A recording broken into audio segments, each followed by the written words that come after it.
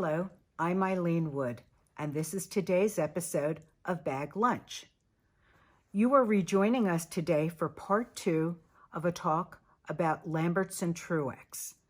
They're a pair of handbag designers, Richard Lambertson and John Truex, who formed their company in 1998.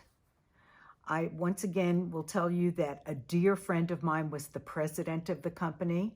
Her name is Mickey Atea, and she's well known in the handbag industry. So, hey there, Mickey, shout out to you. Additionally, the company received the CFDA award, which is the Council of Fashion Designers of America, and it's the equivalent to the Oscars for the fashion industry. And they received the CFDA in 2000 for the best accessories. So they were highly regarded in the 2000s, and they operated from 98 right through 2008.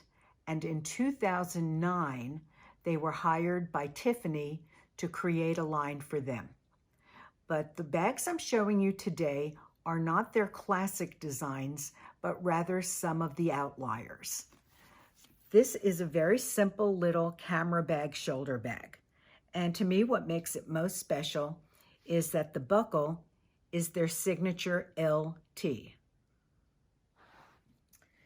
Yesterday, we showed you the boxcar, which is their most famous shape. This is another one of their early basic shapes. And this one reminds me of the Bugatti or Bolide bag from Hermes, or the Alma bag from Louis Vuitton. And it's simply a very simple bag that is almost like a dome shape. This one is stylized and more squared off at the top, but the influence is that dome-shaped classic bag. And here it is in basic black.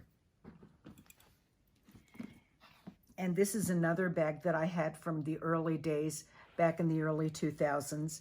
And this is a beautiful bittersweet orange. A color like this goes with everything, and this color is evocative of the Hermes signature color.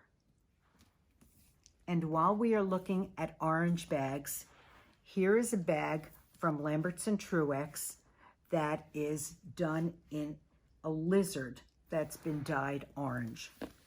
And I think it's a spectacular bag because it's a very large satchel that can be worn over the arm or as a short shoulder, and it has a buckle at the front and a zip at the top. But I think it's a very dramatic statement piece, very expensive. I want to think that this bag was probably $6,000 or $8,000 when new. And here it is today in bright orange. This is a pink crocodile bag, and this is a simple tote shape with a little closure. But what makes it most special is the hot lipstick pink. Additionally, the bag has feet, and if you notice, the feet have their signature LT. This final bag that I'm showing you today is quite different and special. It's very imaginative. It's a bag that's made out of caning, and caning is a type of a woven design in straw. It's done in reeds, and this is something you would typically see in furniture, in the seat of a chair or in cabinetry and the doors.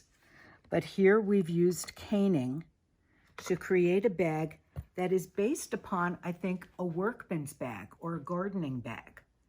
And the shape is a basic tote with lots of exterior pockets, but what makes it exceptional is that it's done in cane, the real cane material, lined in canvas, and with metallic leather trim.